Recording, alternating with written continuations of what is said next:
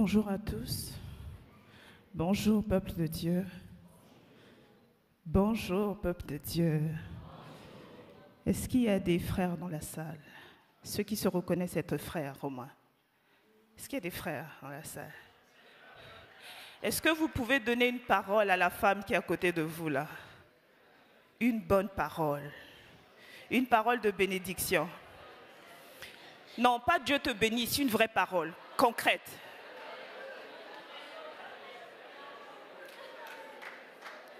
On sait que Dieu nous bénit, une parole concrète. Je veux que tu prospères, je veux que tu sois heureuse, je veux que Dieu te donne de l'argent, je veux que tu aies un travail, je veux que Dieu te donne de la stabilité, quelque chose de concret. Pas Dieu te bénisse, non. Que Dieu te donne la stabilité. Amen. Que le Seigneur nous bénisse. Nul n'est besoin de me présenter encore, mais je vais quand même le faire, question de protocole. Je suis la sœur Djela Bayonne, je suis l'épouse du pasteur Bayonne, qui est tout juste à côté à Meknes. Donc je suis de la maison, donc il n'y a vraiment pas besoin de faire tout un protocole. Mais sans plus tarder, je vais entrer dans le vif du sujet. Pour ne pas perdre du temps, on m'a dit qu'il y a une montre là-bas. Merci beaucoup, le multimédia. Que Dieu bénisse le multimédia, Dora. Est-ce qu'on peut acclamer pour le multimédia? S'il vous plaît, pour tout le travail que vous faites, que le Seigneur vous bénisse abondamment. Alors, ce week-end, donc, nous avons été avec les femmes. Les frères aussi nous ont accompagnés. Que Dieu bénisse les frères qui ont été là. Et nous avons un thème très particulier et je pense très actuel également. Donc, c'est le thème de femmes gestionnaires avisées. Donc, je vais juste m'arrêter là, femme gestionnaire avisée. Et nous avons beaucoup parlé de la gestion. Donc, je bénis la sœur Aude. Que le Seigneur te bénisse. Que le Seigneur te bénisse abondamment. Quelle grâce, quel dépôt. Vraiment, j'ai été bénie énormément. Et pour ce matin, puisque le public est varié, donc le message va s'adresser à nous tous, autant que nous sommes, jeunes, enfants, parents, grands-parents, hommes, femmes, pour que chacun reçoive la part que le Seigneur a prévue. Et donc, je vais parler en termes de personnes avisées, quoique c'est beaucoup plus adressé aux femmes. Donc, nous allons parler de la femme avisée. Et rapidement, pour nous donner le parcours, donc je vais juste, premièrement, on va voir la généralité sur ce qu'on entend par une femme avisée, une personne avisée, qui est-elle? La deuxième chose, ça sera sur l'importance d'être une femme avisée. À quoi ça sert finalement? Est-ce que c'est important? Qu'est-ce qu'on y gagne quand on est avisé? La troisième chose, ça sera sur comment devenir une personne avisée. Parce qu'on peut peut-être l'être, mais il y a peut-être des personnes qui ne le sont pas ou qui aspirent à cela. Nous allons voir un peu en quelques points comment peut-on devenir une personne avisée. Et enfin, nous aurons un petit cas pratique. Amen. Sans plus tarder, je vais juste lire le passage qui nous servira justement de cas pratique. Donc c'est dans le livre de Matthieu, Matthieu chapitre 25, à partir du verset 1, jusqu'au verset 11. C'est un passage que nous connaissons très bien. C'est la parabole des 10 jeunes vierges, filles, dans certaines versions. Donc je lis pour nous. Ce jour-là, il en sera du royaume des cieux comme des 10 jeunes filles qui prirent leurs lampes et s'en allèrent à la rencontre du marié. 5 d'entre elles étaient insensées, 5 autres étaient avisées. Les jeunes filles insensées prirent leurs lampes sans penser à emporter de réserve d'huile. Mais celles qui étaient avisées prirent avec leurs lampes des flacons contenant de l'huile. Comme le marié se faisait attendre, elles s'assoupirent toutes et finirent par céder au sommet. À minuit, un cri retentit. voici l'époux. Allez à sa rencontre. Toutes les jeunes filles se levèrent et préparèrent leurs lampes. Alors les jeunes filles insensées s'adressèrent à celles qui étaient avisées. Donnez-nous de votre huile, car nos lampes sont en train de s'éteindre. Mais celles-ci leur répondirent, non, il n'y en aura jamais assez pour nous et pour vous. Courez plutôt vous acheter chez le marchand. Elles partirent en chercher. Pendant ce temps, le marié arriva. Celles qui étaient prêtes entrèrent avec lui dans la salle de noces et l'on ferma la porte. Plus tard, les autres jeunes filles arrivèrent à leur tour, mais elles eurent beau crier, « Seigneur, Seigneur, ouvre-nous !» Il leur répondit, « Vraiment, je vous l'assure, je ne sais pas qui vous êtes. » C'est pourquoi, ajouta Jésus, « Tenez-vous en éveil, car vous ne savez ni le jour ni l'heure de ma venue. » Amen. Seigneur notre Dieu, nous te bénissons pour ta parole. Nous te remettons l'élan de nos cœurs. Merci de pouvoir inspirer les paroles de nos bouches, Seigneur. Et merci également de pouvoir nous abreuver. C'est dans le nom de Jésus que nous avons ainsi prié. Amen. Alors, nous parlons de la femme avisée.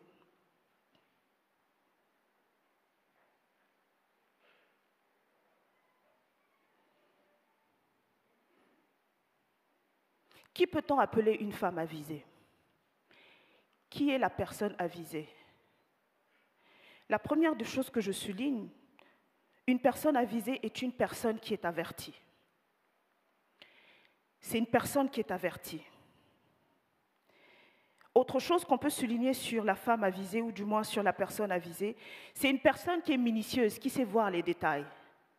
Ce n'est pas quelqu'un qui se contente de la généralité, mais c'est quelqu'un qui va au-delà.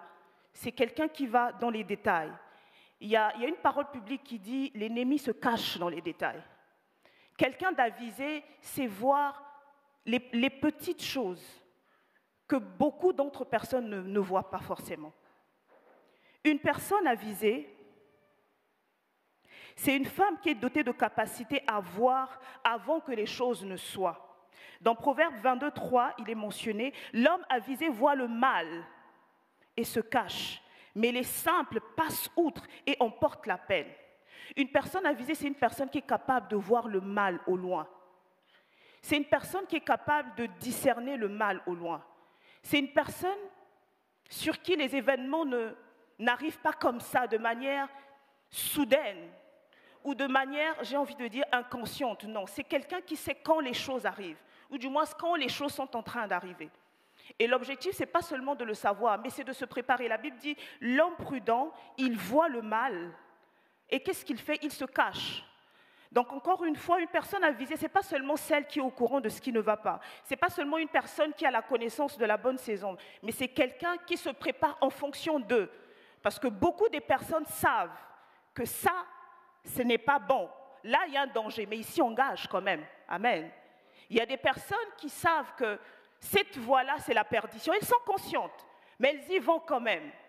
Quelqu'un d'avisé, ce n'est pas juste quelqu'un qui sait, mais c'est quelqu'un qui agit en conséquence de ce qu'elle sait. On est ensemble. Une personne avisée ou une femme avisée, c'est aussi une femme qui est consciente de ses forces, mais surtout de ses limites aussi. C'est une personne qui est consciente de ses forces, mais de ses limites. Pourquoi? Parce que mes limites me disent où je ne peux pas aller. Bien-aimés, nous n'avons pas tous les mêmes faiblesses. Amen. On n'a pas les mêmes faiblesses. Mes faiblesses ne sont peut-être pas les vôtres. Quelqu'un d'avisé connaît ses limites et sait à quel moment s'arrêter. Quelqu'un d'avisé sait que moi, quand je regarde ce genre de choses, ça commence à m'emmener des pensées pas bien. Je préfère ne pas y aller. Quelqu'un d'avisé sait quand je suis dans cet environnement-là, je ne me maîtrise plus. Je préfère ne pas y être parce que je vais perdre le contrôle. Quelqu'un d'avisé c'est quelqu'un qui connaît aussi ses forces, mais comme je l'ai dit, ses limites. Et on le verra plus tard dans le cas pratique avec les femmes vierges, les sages. Elles ont pris l'huile parce qu'elles savent qu'elles ne connaissent pas tout le temps. Et comme elles ne connaissent pas tout le temps, elles prennent des précautions. Une femme sage, ça peut paraître paradoxal, mais elle ne s'appuie pas trop sur elle parce qu'elle sait qu'elle est fragile. Sa force se trouve en Christ. Elle sait qu'elle ne peut pas trop compter sur ses efforts. Elle sait qu'elle ne peut pas trop miser sur elle parce que l'homme est versatile, bien-aimé. Vous savez, parfois, je ne sais pas si ça vous arrive, d'être surpris par ce que vous êtes en train de faire. Parce que vous êtes en train de penser, si on est honnête, soyons honnêtes. Soyons honnêtes, ce qu'on pense sur les gens parfois. S'il faut mettre tout un truc là, s'il faut sortir les pensées de chacun de nous, ça sera la guerre ici.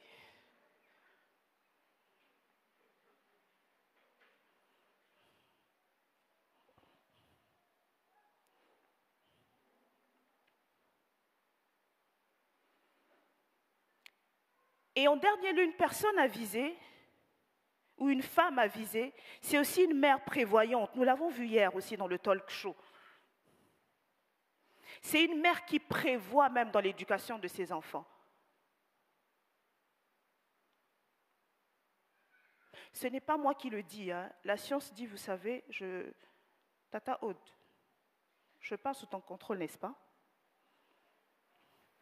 Elle s'occupe bien des enfants, donc c'est pour ça que j'ai cité ça. Ne vous demandez pas pourquoi j'ai dit Tata Aude, elle s'occupe des enfants. On dit généralement entre 0 et 7 ans, il y a des choses qu'on peut facilement inculquer à un enfant. Plus tard, ce n'est pas que c'est impossible, mais c'est très difficile. Voilà pourquoi, malheureusement, dans la société, excusez-nous l'expression, on voit des personnes, des ratés dans la société, parce qu'entre 0 et 7 ans, des choses se sont passées. Des choses qui ne devraient pas être. Une mère avisée, c'est une mère qui prend le temps d'inculquer à l'avance, de prévenir, comme la maman de Lemiel dans Proverbe 31. Généralement, on parle beaucoup de la femme sage, celle qui bâtit, mais on parle très peu de celle qui parle de la femme sage. La maman de Lemiel qui instruit son fils. Il lui dit, mon fils, attention, tel genre de femme, on ne prend pas. Tu sais, mon fils, attention, quand on est un roi, voilà comment on se comporte. Mon fils, attention, quand on est un sage, voilà comment on se comporte. Mon fils, attention, quand on gouverne un pays, voilà des choses à faire. Mon fils, attention, quand on est un roi, on ne prend pas n'importe quel type de femme. Combien de mamans instruisent leurs garçons, les mamans des garçons? Après, quand on est grand, on commence à payer le prix, c'est maintenant des hommes compliqués. Combien de mamans prennent le soin d'inculquer les valeurs? Et parfois, je suis curieuse, surprise, de me rendre compte qu'une femme, par exemple, qui, elle, se plaint d'un certain comportement de son mari, ne prend pas le soin de le corriger auprès de son fils. Je ne sais pas si je vais comprendre. Elle a un fils, elle se plaint de son mari, mais ne prend pas le soin de ne pas reproduire la même chose avec son fils. C'est quand même curieux. Femme qui n'est pas avisée, elle sait, mais elle n'agit pas en conséquence. Elle sait que ce profil-là, certainement que sa maman n'a pas fait le job. Bon, je vais essayer de ne pas faire comme sa maman. Non, non, elle croise les bras pour que cet enfant soit peut-être pire que son père. Amen. Une mère avisée, elle prend de l'avance. Elle inculque de manière intentionnelle. Le deuxième point, c'est l'importance d'être une femme avisée. À quoi ça peut servir? Qu'est-ce qu'on gagne quand on devient une personne avisée? Qu'est-ce que ça nous apporte? Nous allons voir deux choses. La première chose que je souligne, l'importance d'être une femme ou une personne avisée, c'est de reconnaître les temps et les saisons.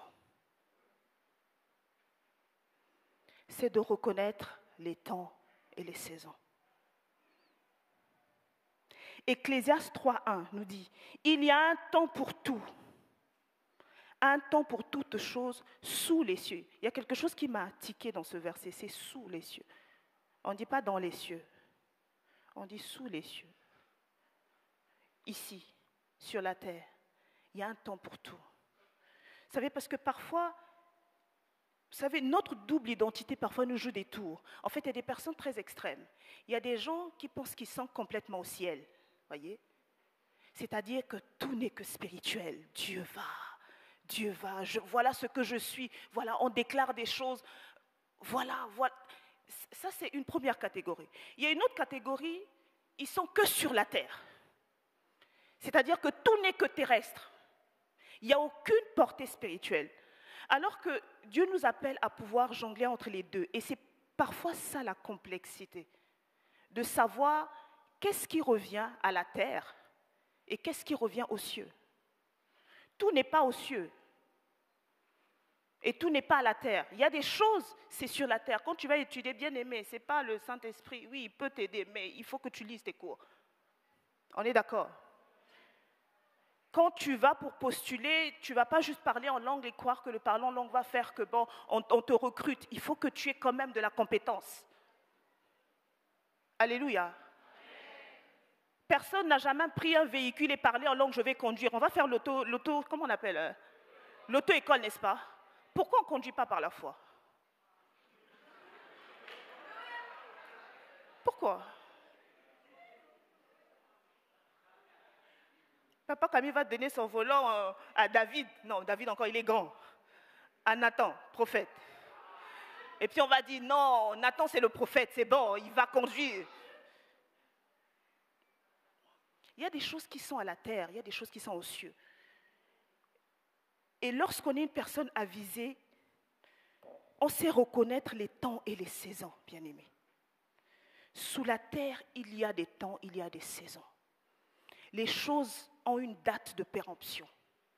Les choses ont un cycle. Même nos cellules, nous vieillissons. Moi, je dis toujours aux jeunes filles, princesse, moi, je mettais du 38. Dieu seul sait combien je mets maintenant. Ça veut dire que le temps passe. Il y a des choses qui passent. Il y a un temps où on peut faire certaines choses. Il y a un temps qui peut être favorable pour faire certaines choses. Mais il y a un temps où ça devient compliqué. Malheureusement, ça devient compliqué. Et reconnaître les temps et les saisons nous donne de nous positionner, de nous préparer. Hier, je méditais sur, je voyais un peu le temps, là, la pluie, là. Je n'étais pas très... Je me dis, bon, il pleut, ce n'était pas prévu, mais pourquoi il est en train de pleuvoir? Mais là, c'est... Et, vous savez, parfois, le Seigneur nous enseigne par des petites choses.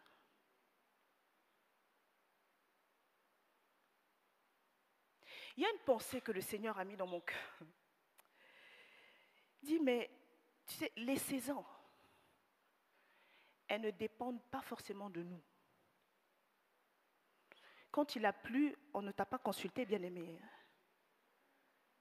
Ah non, on aurait voulu qu'il ne pleuve pas. Mais la pluie est arrivée. Les saisons ne dépendent pas forcément de ce que l'on veut ou on ne veut pas. Non. Il y a des saisons de grâce qui arrivent, ça ne te dit pas, ça n'attend pas que tu veuilles pas. Il y a des personnes qui ont repoussé l'échéance parce qu'elles estimaient qu'elles ne voulaient pas ça à ce moment-là. Mais pourtant, c'était la saison d'accepter ça. Il y a des personnes qui ont dit non à certaines choses parce qu'elles estimaient qu'il fallait la chose avant ça. Et pourtant, c'était le moment. Bien-aimé, quand la saison est là, c'est la meilleure des saisons, c'est le meilleur des moments. Et quand on est une personne avisée, on sait le reconnaître. Parce qu'on sait reconnaître, même si je ne suis pas très à l'aise avec le froid, je vais quand même aller chercher une doudoune. Je vais quand même prendre des couettes. Je ne suis pas très d'accord avec le froid, mais je vais quand même prendre une doudoune. Parce que je sais que coûte, le froid va arriver. Et donc, même si je serai en train de me fâcher dans les rues, mais au moins j'aurai quand même ma doudoune, je serai au chaud. Quand on est une personne avisée, les saisons deviennent faciles. On ne vit plus les saisons avec difficulté. Beaucoup vivent des situations difficiles juste parce qu'on n'a pas su discerner la saison. On a laissé passer le temps. Ah, moi je suis jeune.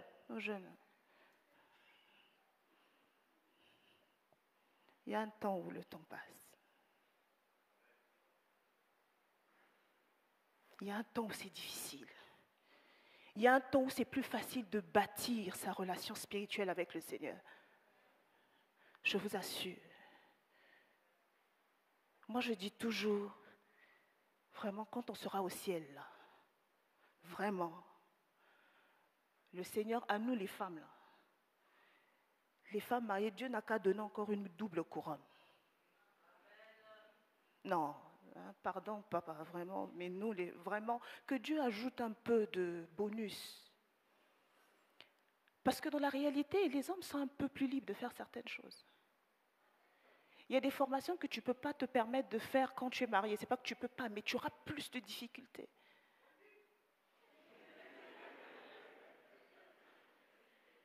Ça sera beaucoup plus compliqué.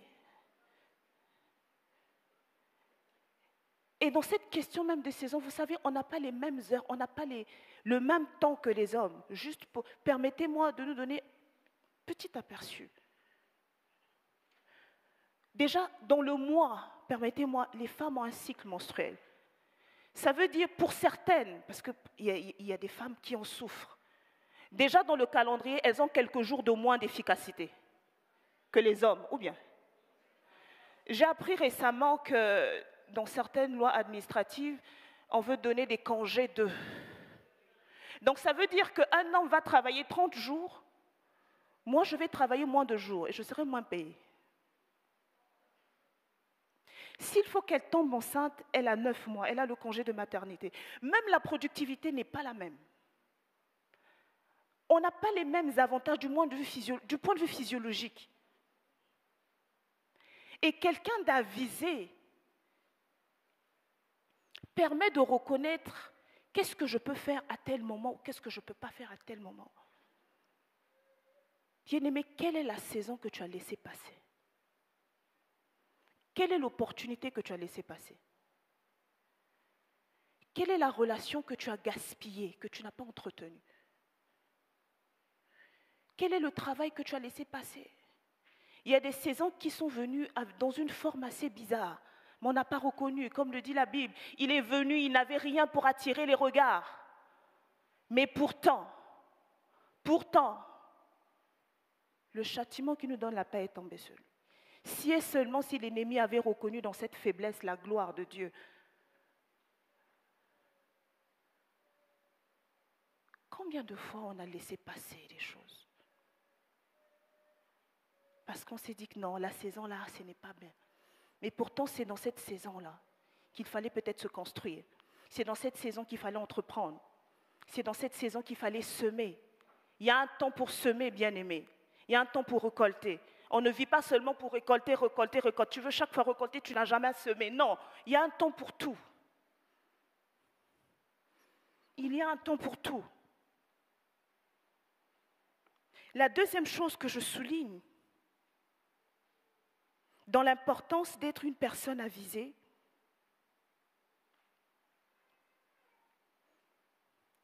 c'est que le monde est en souffrance, bien-aimé. On ne va pas se le cacher, les informations nous le disent. Et on est dans une époque où plus que jamais, le monde a besoin des personnes éclairées. Le monde a besoin des personnes averties. C'est dans Romains où il est mentionné, la création tout entière, elle soupire ardemment après la révélation des enfants de Dieu. Il y a des gens qui ont besoin d'orientation. Il y a des gens qui ont besoin d'explications. Il y a des gens qui sont dans le brouillard, qui ont besoin d'une boussole. Et lorsqu'on est une personne avisée, on devient une boussole pour les autres. Parce que même quand les autres ne voient pas, on peut voir pour les autres. Même quand les autres ne savent pas, on peut savoir pour les autres. On devient quelqu'un qui oriente. On devient quand même panneau de direction. On donne une orientation. Parce que nous sommes des personnes avisées. Dieu ne fait pas de nous des personnes avisées seulement pour nous, mais aussi pour l'environnement dans lequel il permet que nous soyons. Ça peut être à l'école, ça peut être, je ne sais pas moi, au travail. Depuis que tu travailles, combien même à une Marocaine tu as donné même une orientation? Si ce n'est seulement Arti, Roya, oui. Mais combien? On vient, je sais qui je suis, on va adorer, on va pleurer, on va faire tout ce que nous voulons. Mais ta capacité, ton identité de chrétien qui fait de toi déjà à la base une personne avertie, ne bénéficie même pas à ton entourage. Tout le monde est dans le brouillard, y compris toi-même. Les gens se perdent, toi aussi tu te perds.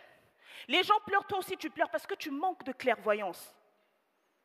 Partout, tout le monde s'agit, toi aussi tu t'agites parce que tu ne vois pas au-delà du mur. Partout, tout le monde se plaint, toi tu te plains parce que tout ce que tu vois, c'est là. Tu ne sais pas voir plus loin. Pour avoir un autre langage qui s'adapte à la prochaine saison, pas par rapport à ce que je vois forcément.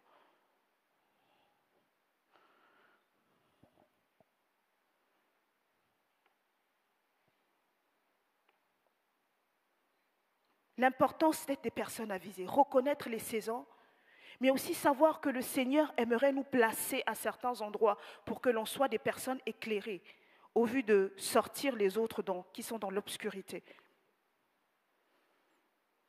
La troisième chose, c'est comment devenir une personne avisée. Quels sont les mécanismes? Quel est le moyen par lequel? C'est vrai, le but n'est pas de blâmer, le but n'est pas d'acculer, le but n'est pas de se dire oui, on peut ne pas l'être.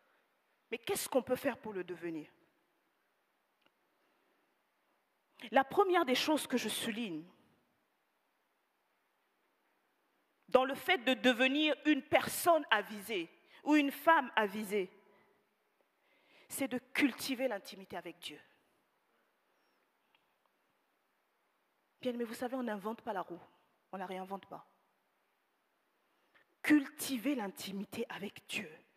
On a deux profils, on ne va pas le lire, on va le lire après, mais Déborah, par exemple, Juge 4. On connaît l'histoire de la prophétesse Déborah. Le pays est dans le chaos. Même eux-mêmes, l'armée même ne sait même pas ce qui se passe. C'est-à-dire tout le monde est en train de se plaindre, tout le monde se dit « Ah bon, on est assiégé, ah bon, voilà, le Seigneur nous a abandonnés. » Mais la Bible nous parle d'une femme qui s'asseyait sous son palmier, entre Rama et Bethel. Bethel, la maison de Dieu. Et la Bible dit que les gens montaient, allaient chez elle pour aller la consulter.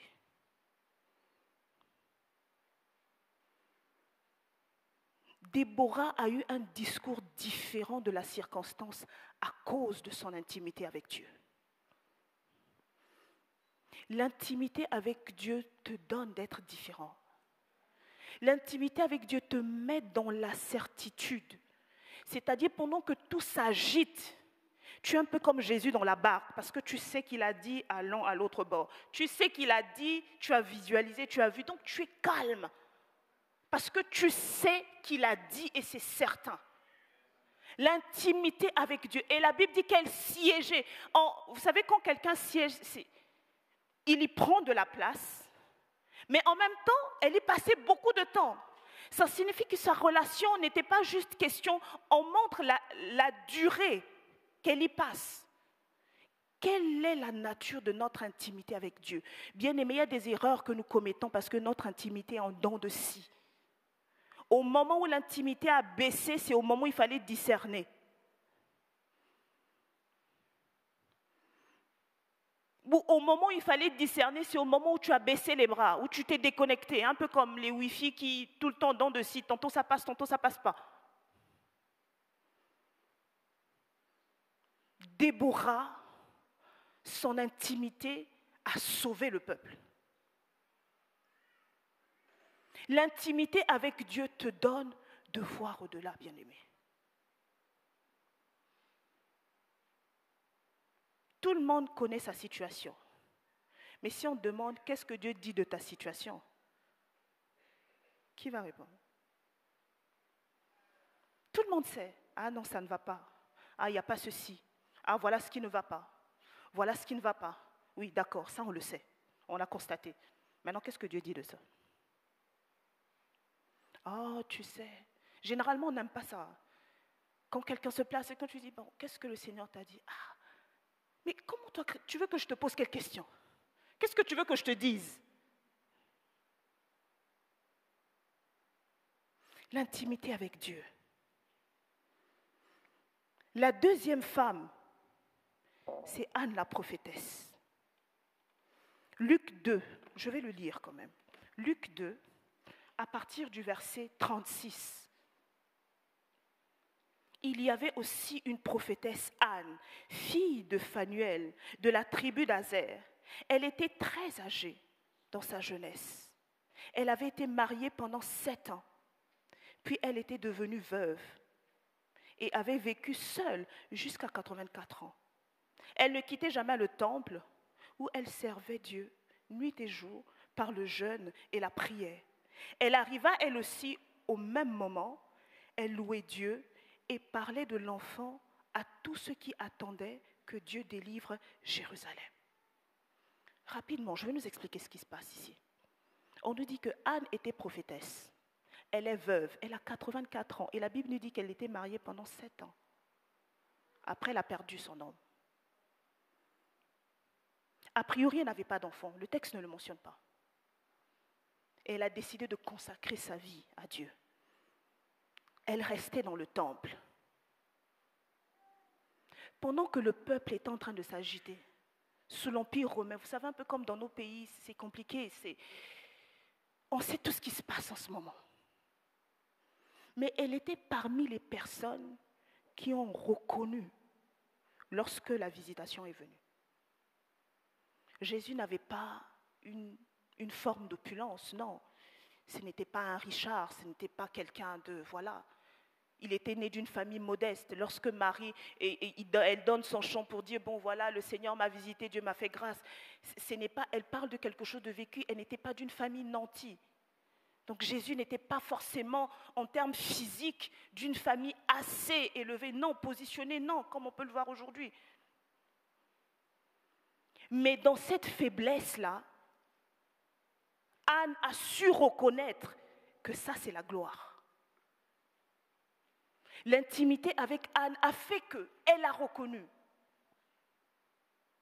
Et ce qui m'interpelle dans ce passage, c'est que la Bible dit qu'elle passait son temps dans le temple. Je me suis posé la question, mais admettons de nos jours. Bon, on ne va pas passer nos vies dans le temple. Hein. Il y a beaucoup de choses à faire, il faut qu'on rentre, il faut qu'on travaille, Comment ça peut se traduire? Et bien aimé, lorsque Anne est en train de reconnaître Jésus, Jésus n'est pas encore oint, hein? C'est un bébé, il n'est pas oint, il n'est pas mort, il n'est pas ressuscité, il n'est pas glorifié. Le voile n'est pas encore déchiré. Donc la grâce ne s'est pas encore complètement accomplie. Mais il y a quand même une bonne nouvelle, c'est qu'elle est obligée d'être quand même dans le temple, hein, de rester là physiquement. Mais de nos jours, il y a quelque chose de mieux. C'est que nous devenons le temple du Saint-Esprit. Nous devenons le temple du Saint-Esprit. Bien-aimés, il ne s'agit pas seulement de venir s'asseoir. On ne nous demande pas de venir tout le temps nous asseoir ici, comme certaines personnes qui pensent qu'on vient perdre du temps. Bien-aimés, on ne vient pas perdre du temps à l'église. Hein.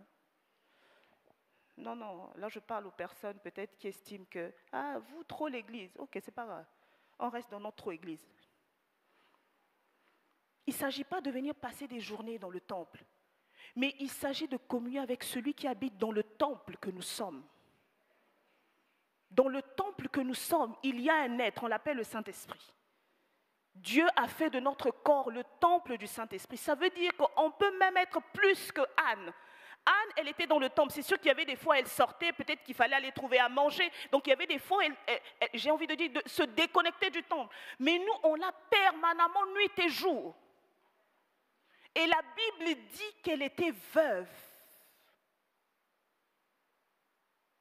Est-ce qu'il y a des veuves dans la salle? Ce n'est pas pour lever les mains, je ne sais pas. Bien-aimé, il y a une histoire après le veuvage. La vie ne s'arrête pas là. Je ne suis pas bien placée pour en parler. Je ne suis peut-être pas veuve, mais Anne, elle est veuve. La Bible dit, nous sommes entourés par une multitude de témoins. Anne est témoin. Après qu'elle ait perdu son mari, sa vie a commencé à prendre un sens. Bien-aimé, que tu sois veuve, c'est possible de se positionner. C'est possible de développer une telle intimité que tu deviens une lumière pour les autres. Une lumière pour les plus jeunes. Beaucoup de personnes autour de Anne certainement attendaient, on attend le Messie, on attend la visitation, on attend la gloire, on attend que Dieu descende, on attend que Dieu nous sorte de cette misère. Mais Anne, elle était là pour encourager, attendez, ça va arriver, prenez courage, attendez, ça va arriver, le Messie va venir. Malgré le fait qu'elle soit veuve, elle n'a pas enterré la grâce qu'elle avait. Et j'aimerais encourager une femme, peut-être qui a enterré sa grâce. Vous savez, nous les femmes, peut-être que c'est en train de changer, je ne sais pas. Parfois, on a un statut de par le conjoint. Et pour certaines femmes, quand le conjoint est parti, le statut, on a enterré le statut. Quelqu'un peut-être qui était sous les projecteurs ne l'est plus, parce que celui qui était la lumière n'est plus le mari. Mais j'aimerais encourager une femme. Il y a une lumière plus grande que la lumière de ton mari. Il y a une lumière plus forte, plus étincelante que la lumière de celui qui est parti. S'il y a des dents qui ont été enterrés, il faut les ramener. Il faut. Paul est en train de dire à Timothée, ranime le dent, ranime les grâces. On peut ne pas être sous les projecteurs, on peut ne pas être reconnu des hommes. Mais Anne, malgré sa situation, et la Bible dit, elle était d'une famille, elle était de la tribu d'Azer. Azer, on ne parle pas trop d'eux. La Bible, c'est Judas, lion de la tribu de Judas, Benjamin, c'est tout. Elle était d'une famille. C'était pas. Mais ça n'a pas empêché qu'elle écrive l'histoire. Et ce qui est même curieux, c'est que c'est dans son veuvage qu'elle écrit l'histoire. Ce n'est même pas quand elle était mariée, parce que son mariage, même on le parle avant. On dit elle était mariée. Tout ça, elle le vit dans son veuvage. Il y a une histoire à écrire. Il y a des choses à faire. À Rabat, vous êtes bénis parce qu'il y a toutes les catégories. Maintenant, je vois même les grands-pères, les grands-mères, gloire à Dieu. Ça veut dire que chacun peut prendre la place. Même si peut-être ta situation financière n'est pas celle-là. On a parlé de la gestion hier. Oui, quelqu'un peut-être va dire, j'ai pas d'argent, j'ai pas de business, j'ai pas. Mais même ta relation avec le Seigneur, il faut la gérer. Il faut la gérer. Il faut l'alimenter. Il faut l'enrichir. Il faut programmer. Dans la vie, on a des temps forts et des temps faibles. On ne prie pas tout le temps de la même manière. C'est vrai que la Bible dit prier sans cesse. Ok, d'accord. Mais nous ne prions pas de la même manière. On a des temps forts, des temps où peut-être on va rentrer en jeûne et prière, des temps où c'est un peu... Mais entre-temps, la relation, elle reste intacte. Parce qu'à n'importe quel moment, le Wi-Fi doit être disponible, un message peut venir. Amen. Non, le Wi-Fi doit être disponible. Je peux avoir le Wi-Fi, mais je ne suis pas en train de discuter, mais entre-temps, les messages arrivent. Le message arrive. Mais si je ne suis pas connecté, je peux louper. Combien de fois on a loupé parce qu'on était déconnecté? On a mis mode avion. On n'a pas de 4G. On se rassure qu'on ait de la 4G parce qu'à n'importe quel moment de la journée, un message peut arriver. Mais on ne se rassure même pas si notre connexion est parfaite avec le Seigneur.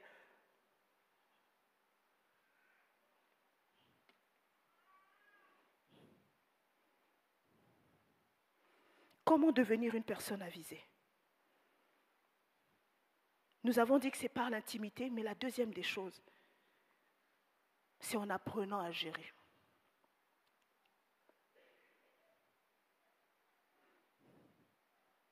Comment devenir une personne avisée? C'est en apprenant à gérer. Bien aimé, ça s'apprend. Oui, ça s'apprend. Il y a des gens qui ont étudié ça, bien aimé. La gestion, il y a des gens qui l'ont étudié. Amen. Je sais quand on parle d'affaires d'études, c'est devenu compliqué. Il y a des gens qui ont appris la gestion. Et on peut avoir deux manières de pouvoir apprendre, bien aimé. On peut aller à l'école, c'est vrai, mais on a également aussi Moi, j'appelle ça des savoirs ambulants, des personnes qui savent comment gérer. On peut se rapprocher des gens. Comment on fait pour gérer? Comment on fait? Comment on fait? Beaucoup d'entre nous sommes venus ici. Moi, je suis venue au Maroc. Je suis venue pour 2 ans au Maroc. Les gens n'ont pas compris. Mais voilà. Les gens sont fâchés quand on dit ce genre de choses-là. Je suis venue pour 2 ans.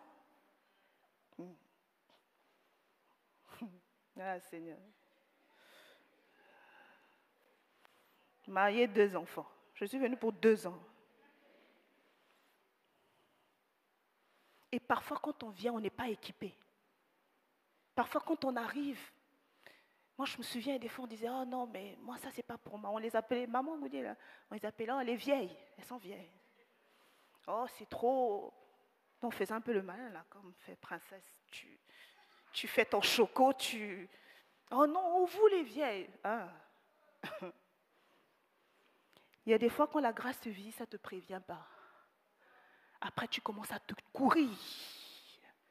Tu cours. Comment changer les couches? Comment? Pourtant, tu aurais mieux fait d'apprendre. Tu aurais mieux fait d'apprendre. Non, ça ne nous concerne pas. Moi, j'ai le temps. Oh, mais tu sais, bien aimé. Dépose, tu sais, apprends. Tu ne sais pas quand ça peut arriver. Tu ne sais pas quand ça peut arriver. Nous avons la grâce d'habiter dans des colocations. Apprends avec ta coloc. Apprends. Dieu vient parfois compléter notre éducation en nous mettant à côté de certaines personnes. Que des personnes qui restent dans leur confort. Ah, chez moi, ce n'est pas comme ça. Mais tu as quelqu'un qui a eu la grâce peut-être d'avoir des parents mieux éduqués que... Oh, bien aimé, il faut reconnaître que nos parents ne sont pas parfaits. Nos parents n'ont que ce qu'ils ont reçu. Donc, on peut ne pas avoir la grâce d'avoir reçu tous les outils qu'il faut. Il faut être humble. Moi, je dis toujours, ma mère n'a pas tout. D'ailleurs, il y a des choses, quand elle me voit, elle me dit, parenthèse, récemment, elle me dit, je pense qu'il y a 1 semaine, il dit, Diana, je vais conduire le culte dimanche. Est-ce que tu peux me préparer le culte? J'ai dit, comment ça, je vais te préparer le culte? Mais le culte se prépare seul, moi, je ne peux pas, va après. Il dit, oh, mais... Bon, elle est des églises évangéliques traditionnelles, donc je vous donne le contexte. Je lui ai dit, non, mais prépare, bon, on voit la liturgie, et puis elle m'a renvoyé la liturgie, j'ai saisi, je l'ai trouvé des versets. Elle me dit, hé, tu es là, la femme du pasteur, hé, ma fille. Je me dis, mais comment? Mais dis-le moi, à ton âge, je ne pouvais pas faire ça. Bien aimé, on n'a pas tout reçu de nos parents. Mais Dieu nous place là pour apprendre. Demain, tu seras dans un pays où il n'y aura peut-être pas de maman. Moi, je suis partie là où il n'y a pas de maman. Tu es la maman, tu es la vieille, tu es tout en même temps.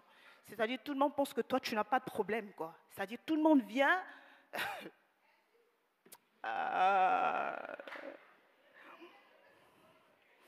Tout le monde vient tout te vendre. Parce qu'ils estiment que tu es le client potentiel chaque fois. Mais, les amis, c'est compliqué.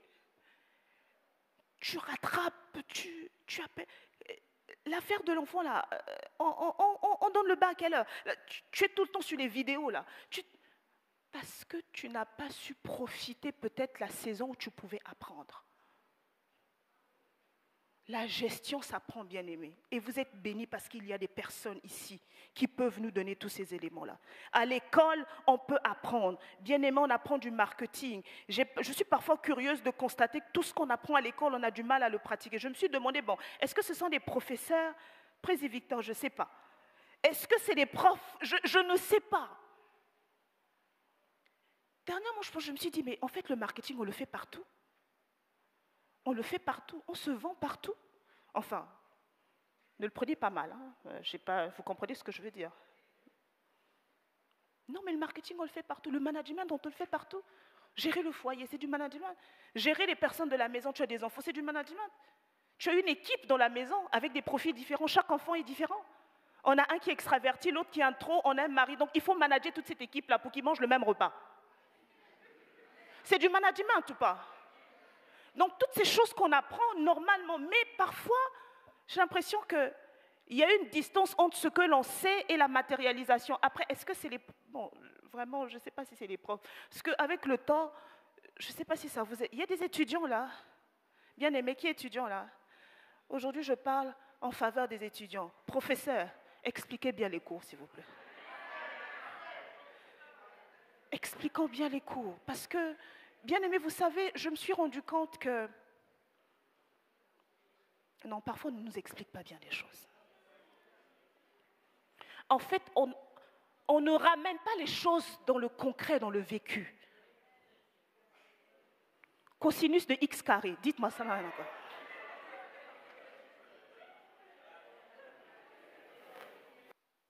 Comment je l'applique dans le côté, en quoi ça me sert? Je ne dis pas que ça ne me sert pas, mais comment je le matérialise? Et ce qui est bizarre avec le prof, il est convaincu de sa matière. Mais fais en sorte que nous entrons dans ton monde, que l'on comprenne. Parfois, c'est difficile. J'ai compris une leçon de physique 7 ans après, bien-aimé. Bien-aimé, je vous assure, c'était difficile. En fait, ça m'a fait mal. C'est à ce moment-là que j'ai commencé à penser un peu, mais l'affaire de professeur d'éducation, je pense que... Alors, est-ce que c'était moi qui ne comprenais pas? Le cours avec calculer la vitesse de... On te donne la vitesse de la voiture, tu es dans la voiture. Quelle est la vitesse de la personne qui est dans la voiture par rapport à ça? Je vous assure, je n'y voyais que du feu. Que du feu. Tu demandes à quelqu'un, mais parfois, bon, je n'ai pas triché, mais bon.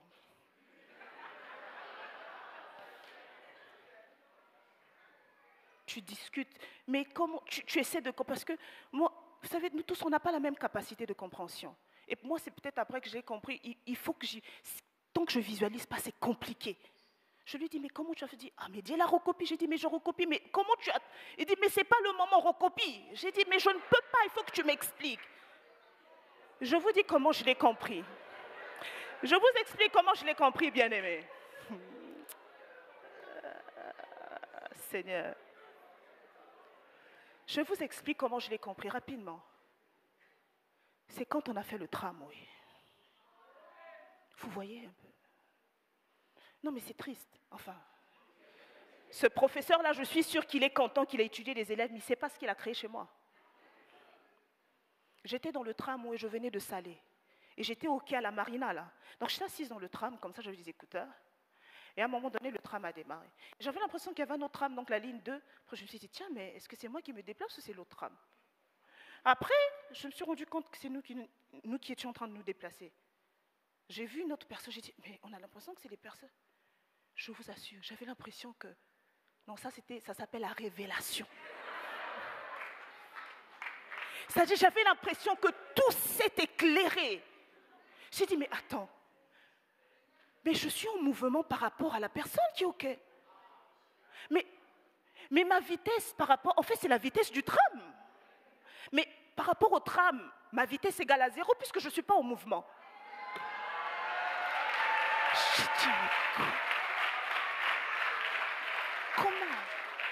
Comment? Non, mais bien aimé, c'est important. Parce que parfois, nous apprenons des choses qu'on n'arrive pas à appliquer parce qu'on ne nous demande pas. Dans mon pays, il y avait des bus. Ils pouvaient juste prendre un exemple de bus. Ça serait simple. La vitesse de... Il est content, la cosinus de... Bon, par respect, on recopie.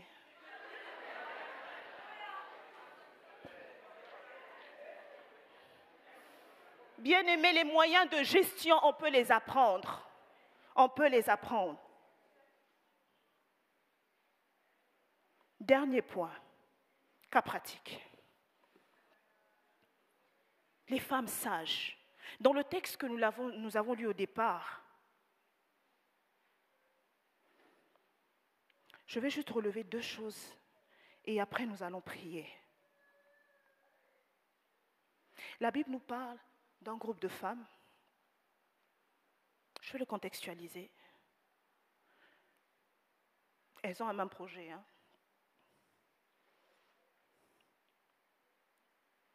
Pasteur, la théologie, là, c'est compliqué. J'ai discuté avec quelqu'un pour ce passage, mais ce que la personne m'a dit, mais non. Je ne vais pas le dire, mais je pense que vous avez compris. Pour les personnes avisées.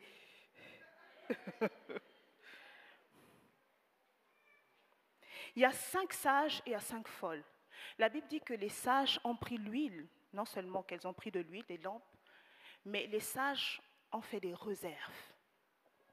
Donc elles allaient à la rencontre justement de l'époux et donc la nuit arriva, elles ont somnolé, comme on connaît l'histoire, la voix retentit, elles se sont réveillées, celles qui avaient de l'huile, elles ont pris leur huile, celles qui n'en avaient pas assez, elles ont essayé de demander, bon évidemment, hein, donc la loi des priorités, voilà, une autre est partie, enfin elles sont parties à l'âge de lui, quand elles sont revenues, il était trop tard.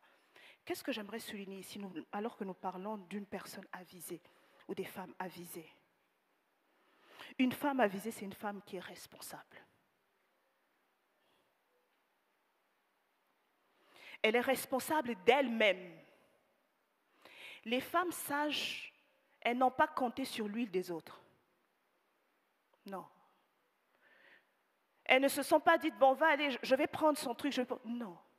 Bien-aimé, quand on est une femme sage, on sait compter d'abord sur soi-même. On ne fait pas les calculs avec l'argent de l'autre. On ne fait pas les calculs avec ce qu'on a dit qu'on va me donner. Non, c'est toi-même d'abord. Qu'est-ce que toi tu as?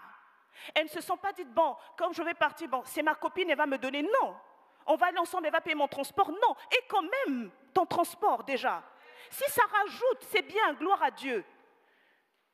Ce n'est pas pour nous empêcher de compter sur les gens, non, mais c'est important. Parce qu'après, sans se rendre compte, ça peut devenir frustrant. Et pour moi, mais aussi pour la personne. Parce que la personne, on ne peut pas non plus la contrôler. On ne connaît pas sa marge. Peut-être que les folles se sont dit, bon, elles ont pris des réserves. On est ensemble, c'est ma frangine, c'est ma CP, c'est ma bestie, hein, merci. C'est pas grave. Mais ce qu'elles ne savaient pas, c'est qu'il y a des circonstances où les réserves sont miennes. Les réserves ne sont pas partagées. Non, ce n'est pas de l'égoïsme. Les réserves ne sont pas partagées. Et c'est important. La femme avisée, elle est responsable d'elle-même avant de compter sur les autres. Et même parfois les pressions, que c'est pas mauvais, mais avec le temps je me rends compte, c'est même les pressions que l'on fait aux parents. Ah, il faut ça, il faut ça. Quelqu'un disait que la responsabilité, les relations parents-enfants ou bien entre frères, ce n'est pas une responsabilité légale, c'est une responsabilité morale. Bon, c'est discutable. Bref. C'est-à-dire c'est la moralité, c'est par devoir de conscience que je suis censée prendre soin de toi, mais bon, ce n'est pas écrit quelque part qu'il faudrait que tu ne vas pas aller me traduire en justice parce que je ne t'ai pas envoyé de l'argent. Amen. Elles sont responsables. La deuxième chose, c'est qu'elles sont prudentes et prévoyantes. Ces femmes, on a l'impression qu'elles ont même calculé la dépense. Bien aimé, quand on est une personne avisée, on calcule le coût. Qu'est-ce que ça va me coûter? Luc 14, 28, c'est Dieu qui parle, c'est Jésus qui parle. Je ne vais pas juste le lire, mais le passage illustre le fait de calculer la dépense avant de construire. On demande de s'asseoir, d'évaluer combien ça va me coûter. Est-ce que je suis capable de bâtir la maison? Parce que l'objectif n'est pas de commencer, mais c'est de terminer. On a parlé de laisser un héritage. L'objectif n'est pas seulement de commencer. Une femme sage ne s'engage pas comme ça dans une relation bien-aimée. Vous dites pas amen.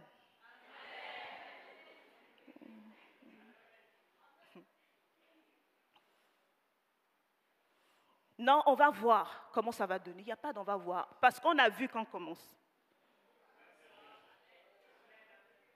Vous dites pas non. Hein. Vous dites pas amen. Hein. Papa Camille. Avec le temps, moi, je me rends compte, parfois, c'est nous-mêmes les femmes qui avons parfois un sérieux problème.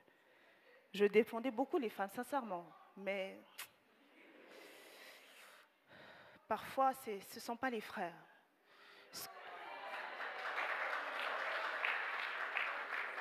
Parfois, ah non, vous savez, excusez-moi l'exemple que je vais prendre, généralement, non. J'avais un cousin comme ça qui, je pense qu'elle avait eu enceinté une fille et puis elle dit ah oui, voilà il a enceinté et puis les parents de la fille étaient en train de faire, c'est pas mauvais. en train de faire du chantage et tout. J'ai réfléchi, j'ai dit, mais ils étaient deux. Non, mais ils sont deux. Pourquoi la famille de la fille va se dire qu'on a gaspillé? Il y a aussi le garçon. Ils sont deux. Ce que je dis, c'est mauvais, c'est vrai. Je sais que vous n'allez pas accepter, mais c'est un fait. Parce que généralement, on dit, ah non, oui, mais ils sont deux, bien-aimés. On ne s'engage pas sans avoir vu la fin, bien-aimés. Et gloire à Dieu parce que nous sommes dotés d'un esprit qui nous annonce les choses. Il annonce, la Bible dit, il prendra ce qui est de moi, il vous l'annoncera. C'est Jésus qui dit, l'Esprit viendra, il prendra, il vous annoncera. On n'annonce pas ce qui est, on annonce ce qui va venir. Ça veut dire qu'il est capable de nous dire à l'avance. On ne s'engage pas dans un projet. Tout le monde veut faire de business maintenant, je ne comprends pas. Ce n'est pas mauvais, bien-aimé. Mais on réfléchit, on calcule. Il y a ce qu'on appelle les études du marché. Je disais qu'on peut ne pas être très formel, ou on peut être à l'ancienne, se rapprocher. Bon, toi, ton business là, comment tu le fais? Qu'est-ce qui marche? C'est quoi les enjeux? Bon, c'est quoi les défis de ce business? Toi, tu vois juste que son business fonctionne. Tu ne sais pas ce qu'il y a derrière. Il y a des business qui demandent chaque fois que tu sois sur TikTok, tapoter, tapoter, tapoter. Mais si tu n'es pas quelqu'un qui est à l'aise avec les caméras, c'est difficile. Chaque fois, il faut poster. Moi, les affaires où tu poses chaque fois ton visage, tu viens, j'ai dit, c'est ça, non, je ne peux pas. Parce que si ça ne cadre pas avec toi, tu vas faire un business, mais qui ne sera pas autant rentable. On ne fait pas juste pour faire, on calcule d'abord. Ah non, tout le monde entrepreneur, tout le monde est tout de même quand tu vois tout le monde. Vraiment, je ne comprends pas cette affaire. Même pourtant, l'entrepreneuriat, là, même nos mamans, elles étaient entreprenantes, non, depuis. Je me demande pourquoi maintenant, là, c'est devenu... C'est-à-dire, on en fait je suis entrepreneur. Et la grand-mère, elle vendait son charbon, elle était même entrepreneur déjà. Elle était même multitâche parce que sur sa table, elle vend et la tomate et l'oignon, et c'est 4 business combinés. Mais ça, on ne le voit pas. Mais j'ai l'impression que de nos jours-ci, je ne sais pas si ça donne une autre... Genre, CEO, je suis. Maman, tu viens de commencer un petit truc, avance un peu. C'est vrai que de nos jours, on a beaucoup de méthodologies qui permettent de canaliser les choses, qui permettent de structurer. Mais les choses y étaient déjà. Maintenant, il faut encourager, parce qu'il ne faut pas non plus stresser les autres. Tout le monde commence à être businessman alors qu'elle n'est même pas apte à le faire.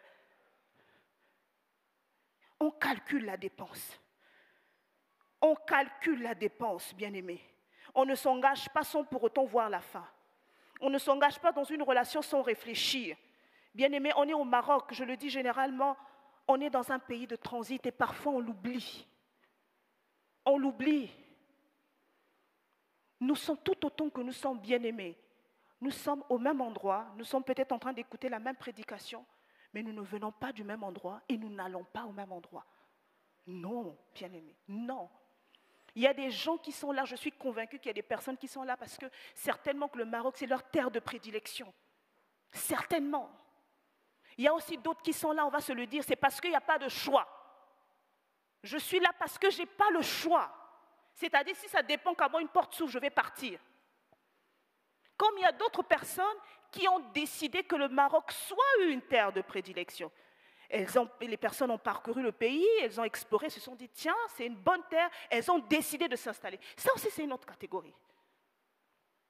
Maintenant, toi, tu vas te mettre avec quelqu'un qui, elle est là seulement. En fait, c'est parce qu'elle n'a pas le choix qu'elle est là. Le jour où elle aura le choix, elle part. Vous voyez un peu comment parfois nos relations se brisent pour les personnes qui veulent se mettre dans les relations. On ne calcule pas les dépenses. On ne calcule pas ce que ça va coûter. On pense que la vie n'est qu'ici au Maroc. On bâtit les relations sur la base de ce que je vois. Parce que bon, il y a le pasteur qui est là, parce que je suis avec ma bestie. Et la relation est basée sur des piliers qui vont bouger dans 2 matins. Et quand les piliers vont bouger, la relation bouge, elle s'effrite. Quand je vais me marier, quand je serai avec le Paul. Mais ce que tu oublies, c'est que l'autre va partir. Non, je l'aime bien. Non, c'est juste parce que vous fréquentez. Tu ne l'aimes pas. Tu ne l'aimes pas. Bien-aimé, on calcule la dépense. On calcule la dépense, on ne se met pas avec les gens juste parce que ce n'est pas la fin le Maroc. Bien aimé, il y a des gens qui pensent que c'est... Tu avais une vie avant, n'est-ce pas? Je suis sûre même quand tu venais au Maroc, tu n'étais pas d'accord. Maintenant, là, c'est maintenant ta vie, le Maroc. Bien aimé, il faut calculer. Là, peut-être je m'adresse aux jeunes pour clore. Bien aimé, il faut apprendre à calculer les dépenses. Qu'est-ce que ça va me coûter? Mais pas seulement calculer. Est-ce que je suis prête à payer le prix? Parce que je peux savoir combien ça coûte. Mais est-ce que j'ai de l'argent pour? Est-ce que j'ai de l'argent pour?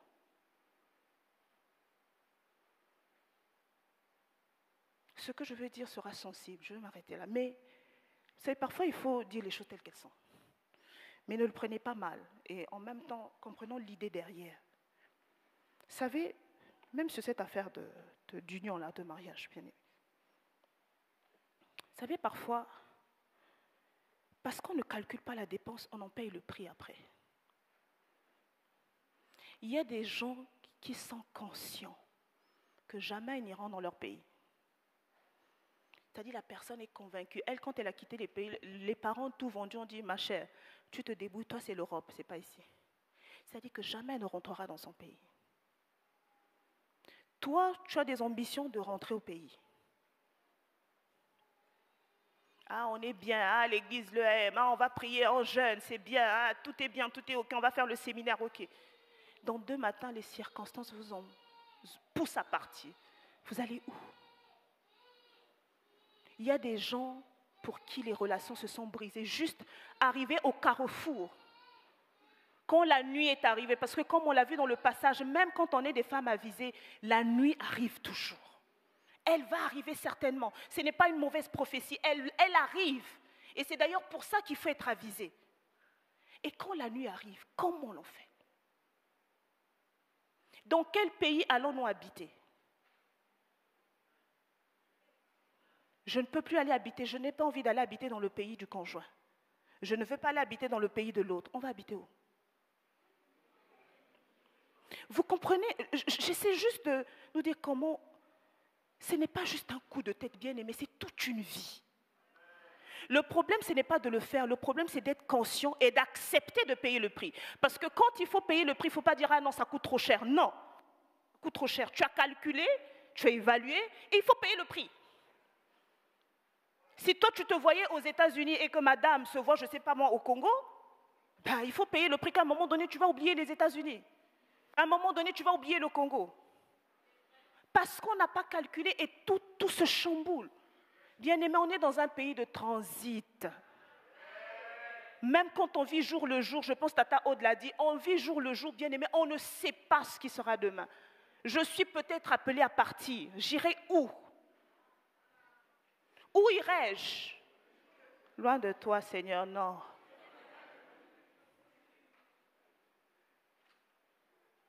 En conclusion, une femme avisée. Bien-aimé, j'aimerais qu'on retienne 2 choses. Les temps et les saisons. Et si vous me permettez, je pense que Papa Camille va prier pour ce sujet. Je l'avais à cœur 2 sujets. Des personnes qui ont raté les saisons. Des personnes qui ont raté des opportunités. Des personnes qui se retrouvent là où ils sont parce qu'ils n'ont pas discerné les bonnes opportunités. Les personnes qui sont là où elles sont parce qu'elles n'ont pas discerné la bonne visitation. Et les choses deviennent compliquées. Très souvent, nous acculons l'ennemi. Les années que les sauterelles ont volées, le Seigneur va les restituer. Bien-aimés, il y a des années, ce ne sont pas les sauterelles qui les ont dévorées. Non, c'est parce qu'on ne les a pas entretenues. Il n'y a pas que les sauterelles qui volent. La Bible dit, la femme sage, elle bâtit l'insensé, elle la renverse. La suite dit quoi? De ses propres mains. Ça veut dire que je peux avoir perdu quelque chose par ma faute. Je peux avoir perdu quelque chose parce que je n'ai pas été sage. Je peux avoir perdu quelque chose parce que j'ai posé un acte manqué. Je peux avoir perdu une relation parce que je ne l'ai pas entretenue ou j'ai cru que c'était un acquis. Je peux avoir perdu quelque chose parce qu'un mauvais comportement a fait que la personne s'éloigne. Je peux avoir perdu quelque chose parce que je n'ai pas su chérir peut-être le job qu'on m'a donné. Parce que je l'ai tellement minimisé. Je peux avoir perdu quelque chose parce que je n'ai pas reconnu. Mais ça nous concerne. Ce matin, j'aimerais qu'on prie, pas à cause de ce que les sauterelles ont volé. Laissons les sauterelles, bien-aimés. Mais par rapport à ce que nous avons perdu, parce que nous avons manqué de sagesse, parce que nous avons dilapidé. Il y a des saisons grâces que le Seigneur nous a données. Il y a 20 ans, tu gagnais beaucoup d'argent. Tu as décidé de faire la fête. Tu as décidé de tout dilapider. Voilà que maintenant c'est compliqué. Ça, ce n'est pas une affaire de sauterelle. Tu n'as pas été un bon gestionnaire. Mais gloire soit rendue à Dieu parce que la grâce de Dieu est là. La grâce, elle est capable de redonner. Elle est capable de faire rattraper. Elle est capable de recalculer. Elle est capable de repositionner. Nous allons juste nous lever. Je vais inviter, je ne sais pas si le pasteur peut venir prier. Pour les personnes qui ont raté les saisons. Et pour les veuves qui estiment que leurs vies se sont arrêtées. Que le Seigneur fasse grâce et qu'il nous redonne les saisons que nous avons perdues et qu'il fasse de nous des personnes avisées.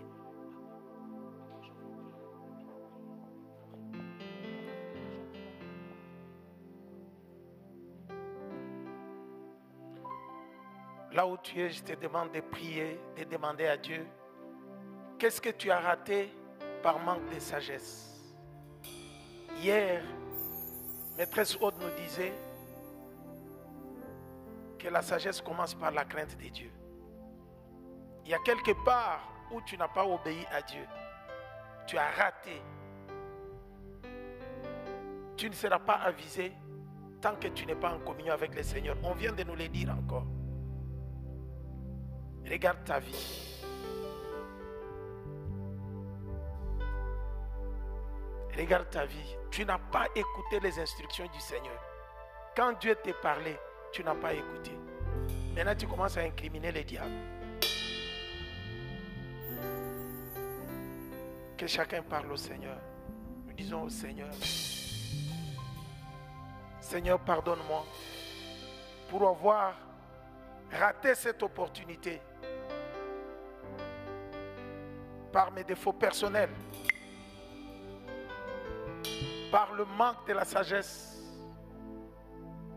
C'est puisque je ne craignais pas ton nom, je n'ai pas marché selon ta volonté.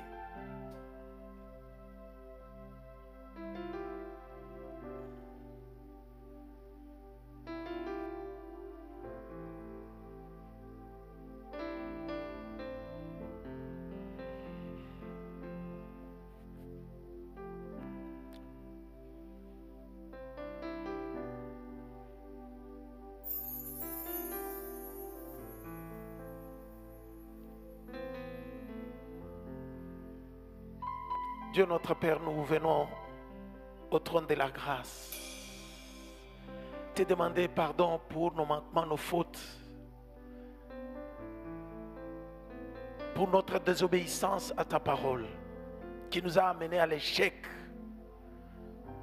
Nous revenons à toi, Seigneur. Tu ne rejettes pas tous ceux qui reviennent à toi. Père, accepte de nous pardonner. Souviens-toi de l'œuvre de la croix. Pardonne-nous, Seigneur, comme les psalmistes pouvaient prier. Ne nous retire pas ton esprit, Seigneur. Laisse que le Saint-Esprit nous donne le discernement de comprendre, de saisir les temps favorables, de discerner les saisons, d'agir au temps convenable, de faire ce qu'il faut faire au temps qu'il faut le faire, Seigneur. Nous te le prions. Nous avons raté, ce n'est pas puisque l'ennemi nous a empêchés, mais c'est puisque nous-mêmes, nous n'avons pas discerné les saisons. Donne-nous la sagesse, accorde-nous le discernement, pour que nous puissions faire ce qu'il faut faire au temps convenable. Je te prie, Seigneur, pour tous ceux qui ont endurci leur cœur, pour ne pas reconnaître la grâce de ce que tu leur as donné. Saint-Esprit, il n'y a que toi qui peux faire ce travail. C'est toi qui sais convaincre mieux que quiconque. Qui peut comme toi toucher le cœur de l'homme et sonder la profondeur de Dieu, si ce n'est que toi l'Esprit de Dieu. Nous te prions de faire un grand travail dans nos cœurs, dans notre esprit, dans notre âme et dans notre corps, afin que nous soyons des bons gestionnaires. Tout ce que nous avons dans ce monde, nous ne sommes que des simples gestionnaires. Seigneur, donne-nous la sagesse pour savoir gérer les choses que tu nous as données. Même les temps, Seigneur, nous ne sommes pas des propriétaires, nous sommes des gestionnaires. Tu es le seul propriétaire. Accepte, ô Dieu, que ta sagesse soit notre partage, afin que nous sachions faire ce qu'il faut faire au temps convenable. Seigneur, je prie pour la deuxième catégorie de ceux-là qui n'ont plus d'espoir. Et ta parole déclare que pour tous ceux qui vivent, il y a encore de l'espérance. Seigneur, redonne l'espérance dans nos cœurs. Tous ceux qui croient avoir échoué, tu es capable de leur donner la réussite, car tu es celui qui donne encore la chance à ceux qui n'en avaient pas. Que ta grâce, Seigneur, nous redonne l'occasion de vivre l'accomplissement de ce que tu avais préparé pour nous. Qu'aucun ne rate, ô Seigneur, comme tu avais dit à David, qui s'est appuyé sur toi, qui t'a consulté, quand il avait tout perdu, la ville Tsiklag brûlée, les femmes et les enfants emportés. David s'est appuyé sur toi, après avoir pleuré. Il t'a posé la question, poursuivrai-je ces gens? Est-ce que je vais les rattraper? Tu as dit à David, poursuis, tu vas tout récupérer. Je déclare aujourd'hui, au nom puissant de Jésus-Christ, que tout ce que nous avons perdu par ta parole et par la grâce et l'œuvre accomplie à la croix par Jésus, nous récupérons le tout au nom de Jésus-Christ, puisque tu es le Dieu des miséricordes. Laisse que ta miséricorde soit sur notre Église, sur ton peuple, au nom puissant de Jésus. Amen.